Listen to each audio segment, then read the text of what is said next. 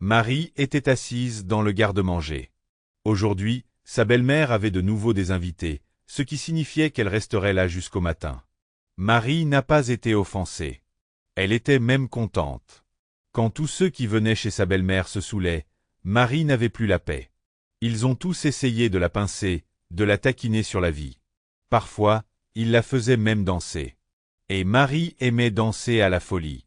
À l'époque, quand son père était avec eux, elle allait au studio de danse. Mais la fille n'avait pas vraiment envie de danser devant des gens ivres. Son père avait épousé Mia 5 ans auparavant.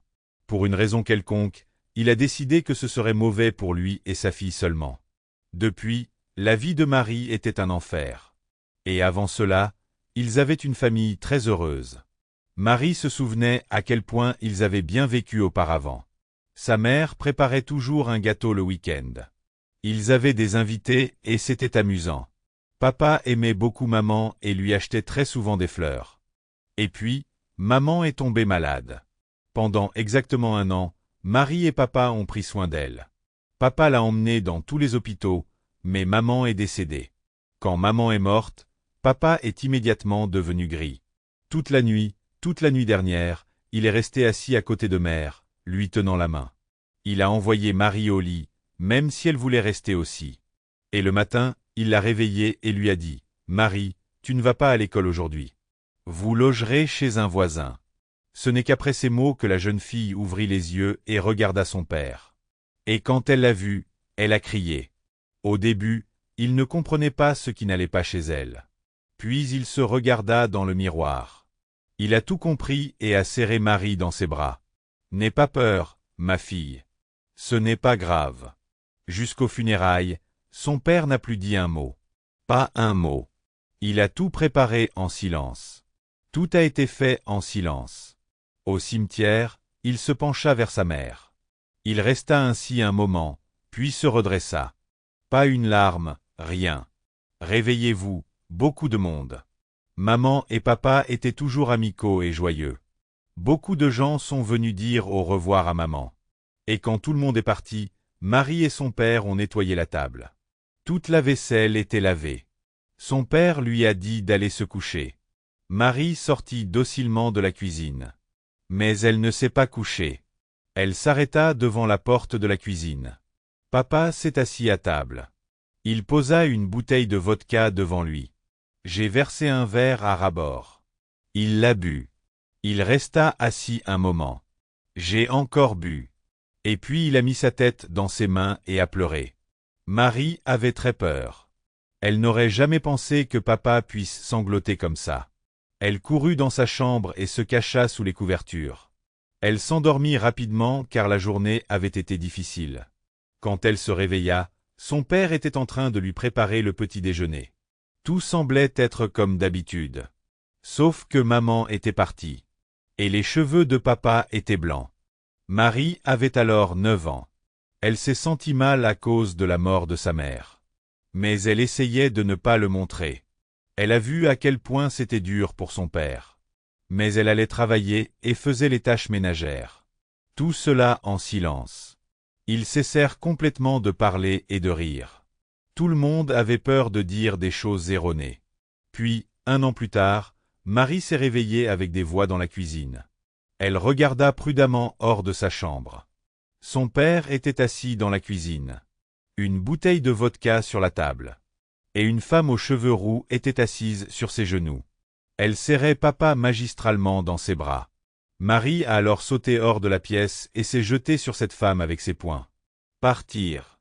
Éloigne-toi de mon papa. Nous avons une mère. La femme a crié. Et mon père attrapa la main de Marie et l'emmena dans la pièce. Reste ici et ne sors pas. Mia vivra avec nous. Elle sera ta mère. J'ai honte de toi. Tu agis comme un sauvage. Papa, je n'ai pas besoin de substitut. Je n'ai qu'une seule mère. Son père soupira et s'agenouilla devant elle. Chérie, tu dois comprendre. Je suis tout le temps en voyage d'affaires et tu es le seul à la maison. Sans compter le voisin. Quand les gens découvriront cela, ils vous enverront dans un orphelinat. Et Mia est normale et je l'aime bien. C'est ce que je pensais. Le père est sorti et Marie a pleuré dans la pièce. Traître! Comment pourrait-il? Marie est sortie de la pièce le matin et a immédiatement vu Mia. Elle préparait quelque chose et mon père était assis à table en souriant. Marie vit une bouteille de bière devant lui. Papa, de la bière le matin? Allez, ma fille. C'est le jour de congé. Mia m'a donné la permission. Mia lança un regard méchant à Marie. Mais ensuite son père se tourna vers eux et Mia sourit largement. Asseyez-vous, Marie. Allons prendre un petit déjeuner. Marie voulait marmonner quelque chose de fâché, mais elle a changé d'avis. Elle n'allait pas faire de scène. C'était le choix de son père. Elle verrait simplement moins cette femme. Cela ne faisait que 2 semaines que son père et Mia s'étaient mariés. Son père est parti pour un autre voyage d'affaires et n'est jamais revenu. Sa voiture a dévalé une falaise à une vitesse vertigineuse. Mon père en a été sorti vivant. L'argent était nécessaire de toute urgence. C'était la seule chose qui pouvait donner une chance à mon père. Mia devait aimer son père après tout.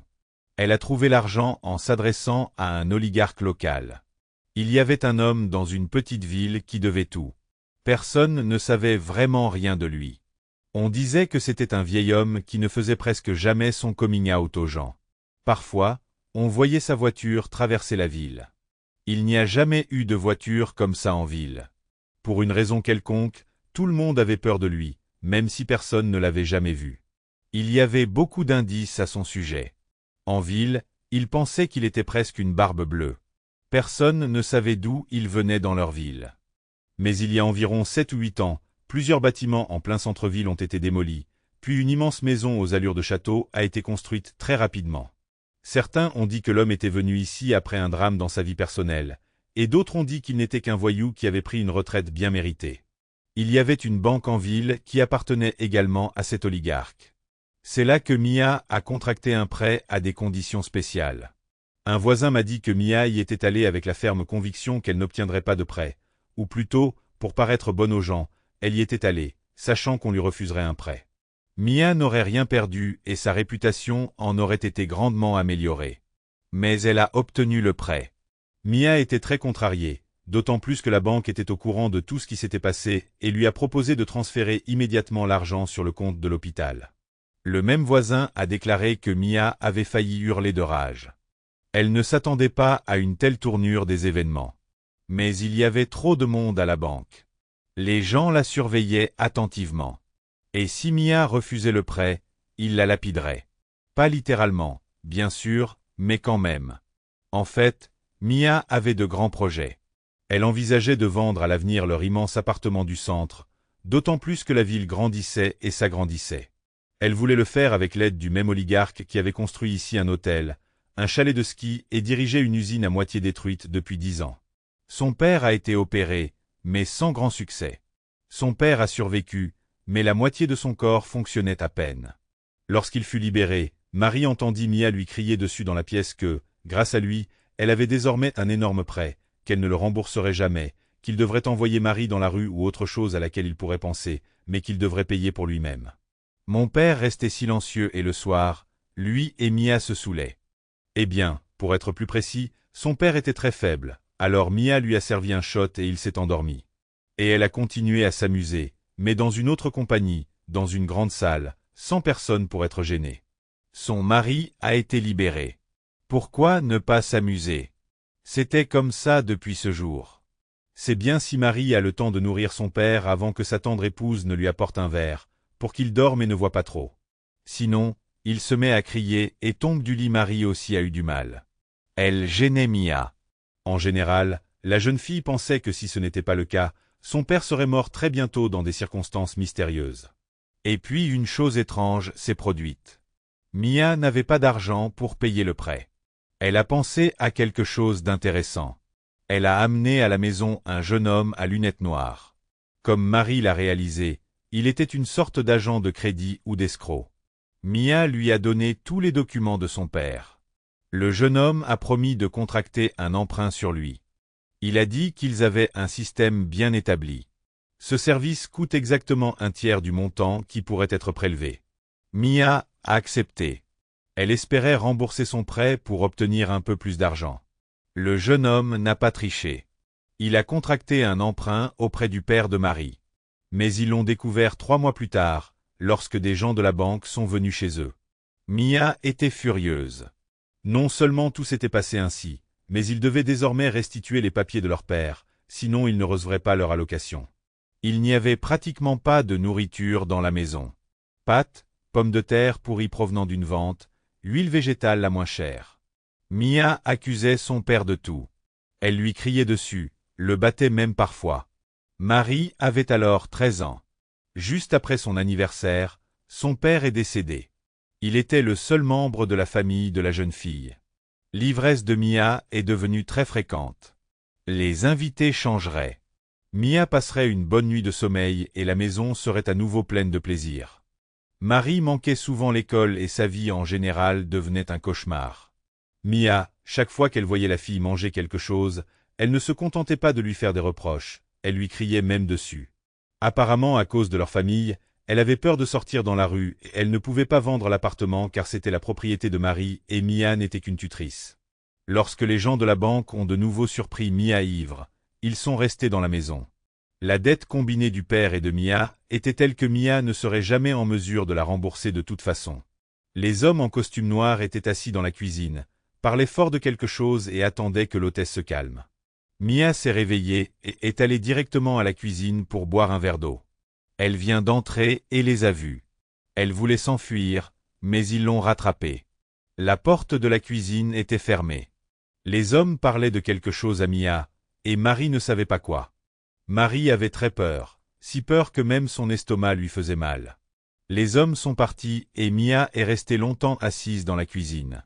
Puis elle s'est approchée de Marie et l'a regardée pendant un long moment, puis elle a dit « Bon sang, tu es le gosse de ton père. Pourquoi les jeux rencontrés ?» Marie a pleuré et est entrée dans le cellier comme à son habitude, et le lendemain, Mia a disparu. Elle est partie pendant une semaine, puis elle est réapparue. Il s'avère qu'elle voulait aller quelque part loin, mais cela n'a pas fonctionné. À un arrêt, les mêmes gars de la banque l'ont fait descendre du train et l'ont ramenée à la maison. Ils lui ont conseillé de ne plus faire de bêtises pareilles. Mia a arrêté de boire de l'alcool et a trouvé un travail. Elle est devenue étrangement affectueuse envers la jeune fille. Marie ne comprenait pas quel était le changement. Que faisait cette femme? Mais le fait qu'elle préparait définitivement quelque chose était immédiatement clair. Un jour, Mia a amené une femme étrange dans la maison. Elle était si inhabituelle, avec des cheveux courts et coupés courts, et ses cheveux étaient multicolores. Elle avait un grand sac de voyage à la main. Elle a sorti différentes belles robes et la femme a sorti un appareil photo de la petite valise. Marie regardait ses préparatifs avec admiration. Elle a toujours aimé tout ce qui touche à la photographie, et voici tous les mystères dans leur appartement. Mia était si affectueuse, si souriante. Marie, je pensais, tu n'as pas une seule belle photo et tu es presque une grande fille. Nous devons résoudre ce problème. Kate prendra quelques photos, nous choisirons les meilleures et vous ferons une grande photo dans un cadre. Marie la regarda avec surprise. Pourquoi serait-elle si généreuse? Mais elle était prête à être photographiée. Elle a compris qu'elle serait photographiée dans de beaux vêtements. Mia était obligeante. De temps en temps, elle corrigeait les longs cheveux dénoués de Marie. Elle lui a demandé de retoucher un peu ses lèvres. C'était comme si la jeune fille plongeait dans un autre monde, bien différent de ceux dans lesquels elle vivait ces derniers temps. Le photographe est parti et Mia n'a pas cessé d'être affectueuse. Ils burent du thé, pour la première fois depuis toujours, calmement, sans jurer. Marie ne savait pas, ne comprenait pas ce qui se passait avec Mia, mais Mia avait un plan en tête. L'idée lui avait été donnée par quelqu'un lors d'une autre soirée alcoolisée. Elle ne se rappelait même pas de qui il s'agissait. Mais peu importe à quel point Mia était ivre à ce moment-là, le matin, elle se réveillait avec une pensée en tête. Elle n'avait rien à perdre. Elle devait agir. Il était fort possible que dans ce monde moderne et dépravé, tout s'arrange. 2 jours plus tard, Mia a apporté les photos. Marie était vraiment belle dedans. Elle ressemblait à une enfant, mais elle était déjà une fille. Le photographe s'est avéré être un vrai professionnel. Les photos étaient superbes. Marie est restée pour les admirer et Mia est partie. Elle avait une deuxième série de photos dans son sac. 1 heure plus tard, elle avait un rendez-vous avec le propriétaire de la banque, qu'elle a eu du mal à obtenir. Mia s'est assise sur un banc devant le bâtiment de la banque et a encore une fois bien réfléchi à tout ce qu'elle allait dire. Mia a été escortée dans un magnifique bureau. Au bureau était assis un homme âgé. À première vue, il avait environ 60 ans, mais si l'on y regarde de plus près, l'homme a franchi cet âge depuis longtemps. Il regarda attentivement Mia. « Entrez. Vous êtes très persistant. » Mia s'approcha de la table. « J'ai un crédit dans votre banque et mon mari a un prêt. La première concernait l'opération de mon mari. Nous voulions payer le premier avec le second, mais nous sommes tombés sur un escroc. » L'homme voulait dire quelque chose, mais Mia se dépêcha. « Non, non, non, je comprends que c'est de notre faute. Mon mari est déjà mort et les 2 prêts sont à ma charge. Je ne comprends pas. Que veux-tu? Tu veux que j'efface ta dette? Non, je sais que les banques n'effacent pas les dettes. Je veux vous proposer un marché. Un accord? C'est très intéressant. Que pouvait lui offrir cette femme dont le chemisier a été acheté il y a 10 ans? Mais le regard de la femme trahissait une personne vicieuse et avide, alors le directeur de la banque a décidé d'écouter. Vous comprenez que je ne pourrai jamais trouver ce genre d'argent. Cette dette me sera due pour le reste de ma vie.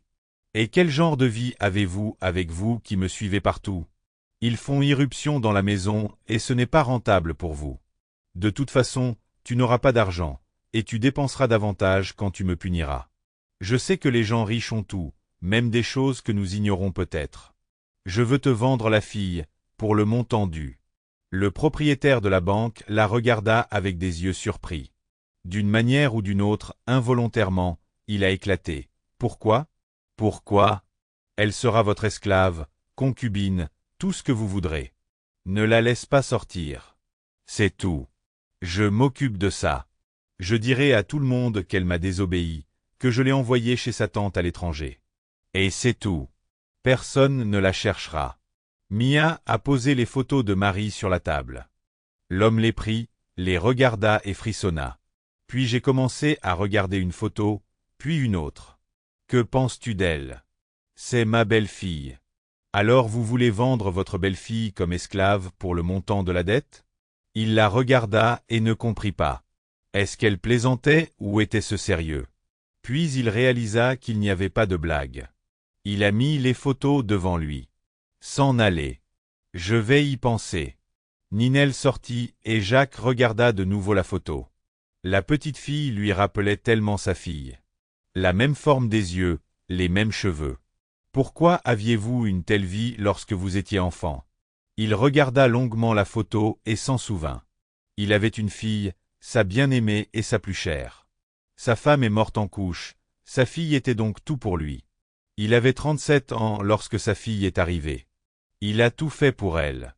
Et elle a grandi et est tombée amoureuse d'un escroc au hasard. Il a dit à sa fille que ce type ne voulait qu'une chose, son argent. Mais elle ne voulait pas écouter. Elle est partie avec lui en cachette pour qu'il ne puisse rien changer. Jacques l'a retrouvée 3 ans plus tard, ici, au cimetière local. Personne ne savait vraiment rien.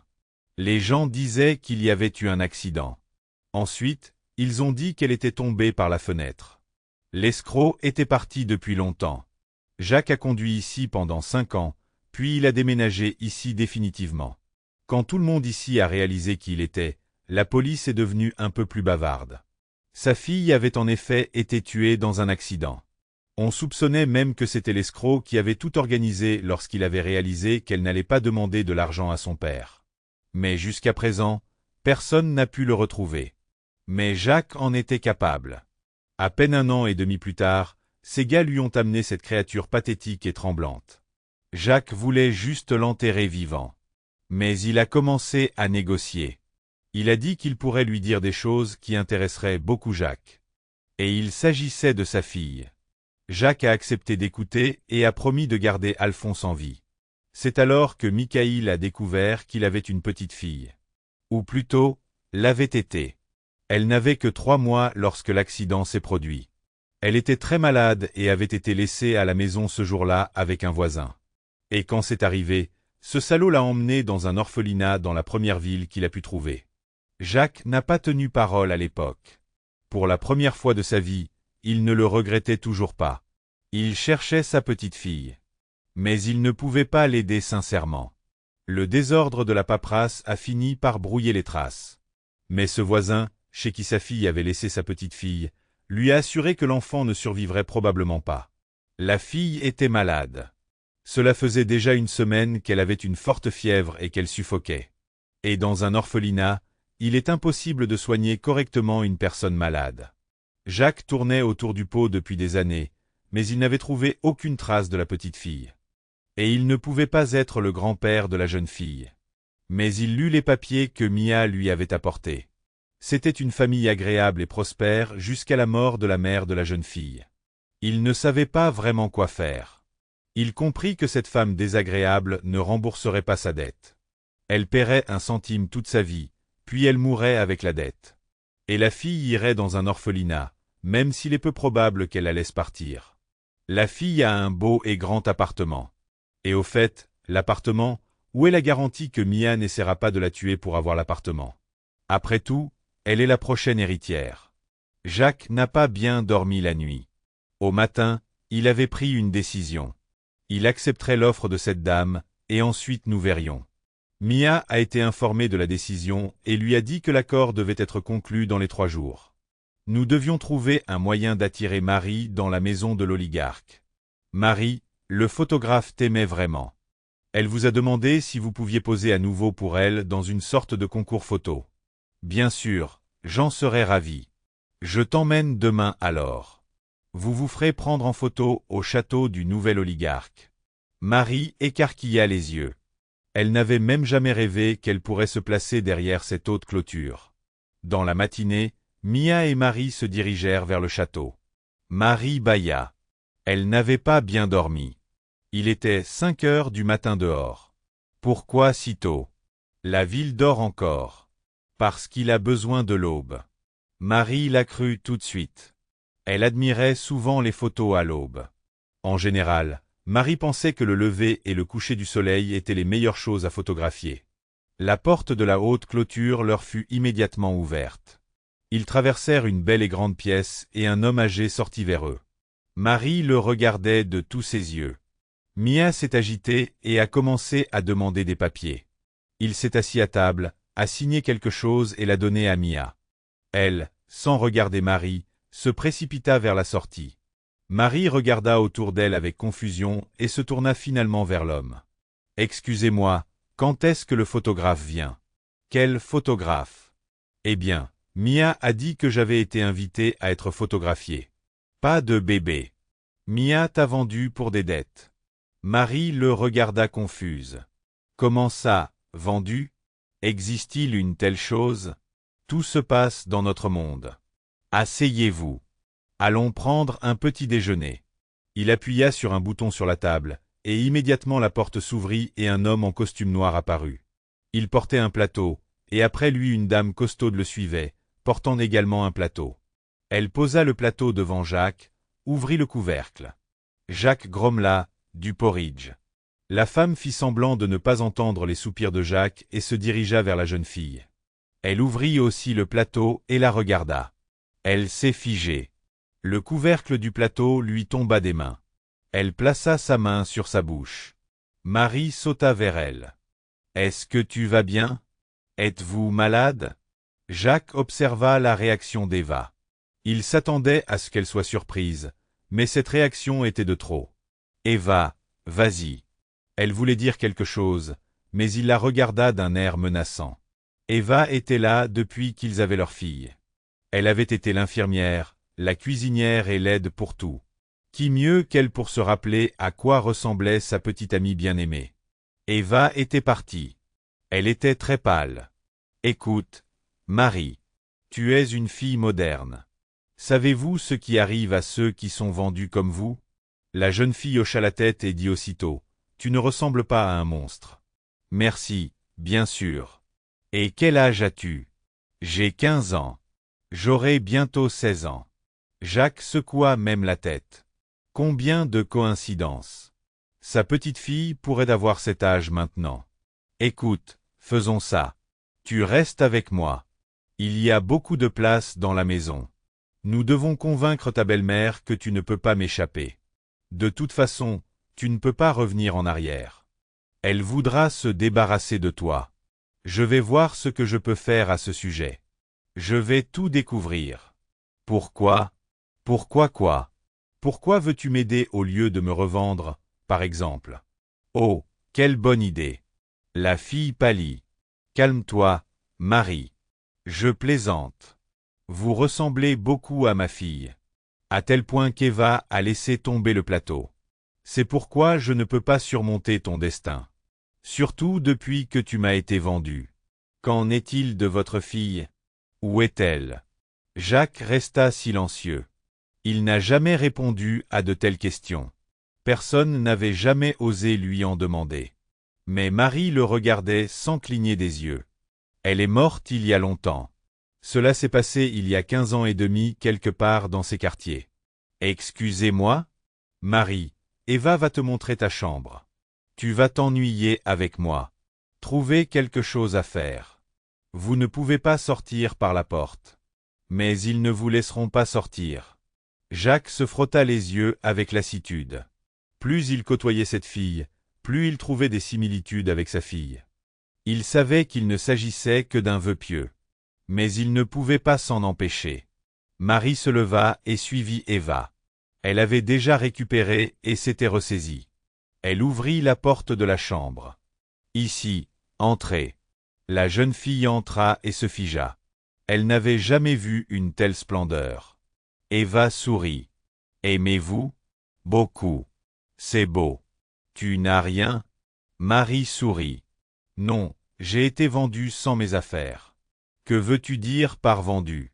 Comme ça, en tant qu'esclave. Eva se figea. Elle connaissait bien son maître. Cette fille disait des bêtises. Eva était déjà âgée. Seulement 5 ans de moins que Jacques.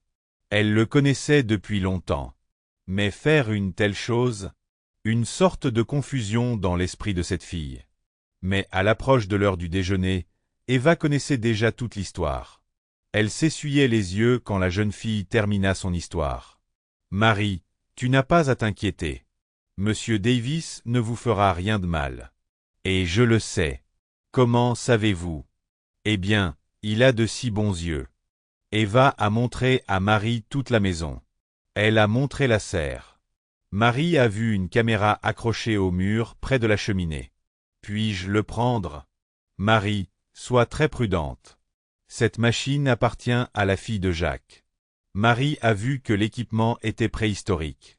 Mais elle voyait bien que cela coûtait très cher. Elle l'a regardé. Je l'ai touché.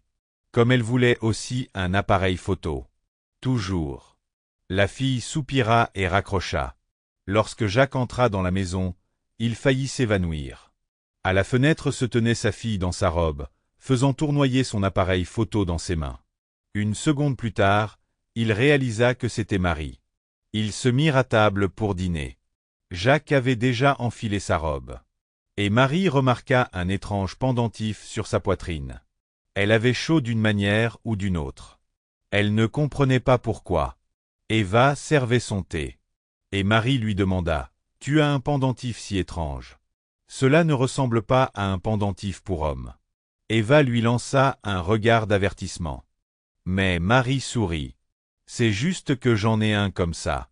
Je pensais que c'était Girly. » Eva posa la bouilloire sur la table avec fracas. Jacques se leva et se dirigea vers Marie. Elle le regarda effrayée. « Marie, montre-moi le pendentif. » La jeune fille a enlevé le pendentif, qui avait toujours été avec elle aussi longtemps qu'elle s'en souvienne. C'était étrange. Il était semi-circulaire d'un côté et légèrement déchiré de l'autre. Si vous preniez une boule de pâte et la déchiriez, un bord était à peu près inégal. Jacques enleva le sien. Les deux moitiés se sont réunies et ont cliqué. Le pendentif fermé. Eva était blanchie dans la vaisselle sur la table. Oh mon Dieu, que se passe-t-il? Le cœur de Jacques commença à lui faire mal. Il a glissé une pilule sous sa langue, a appelé le chef de la sécurité et s'est enfermé dans le bureau avec lui. « Tante Eva, ai-je dit quelque chose de mal? Oh mon enfant, je ne comprends pas moi-même. Que va-t-il se passer maintenant? Le chef de la sécurité a sauté du bureau du chef avec un visage rouge. Marie a vu 2 voitures sortir de la cour. Personne dans la maison ne dormait. D'une manière ou d'une autre, sans parler, tout le monde était assis dans le salon. De temps en temps, Eva apportait du thé, des gâteaux et des bonbons. C'était comme si tout le monde attendait quelque chose. Le téléphone de Jacques sonna. Oui, d'accord, j'attends. À nouveau silencieux. 15 minutes plus tard, le bruit des voitures se fit entendre. Presque aussitôt, le chef de la sécurité entra dans la maison. Et avec lui une femme. Elle avait terriblement peur. Parlez. Il lui fit signe de lui donner une chaise. La femme s'assit et le regarda. Quoi? Tout ce que tu m'as dit.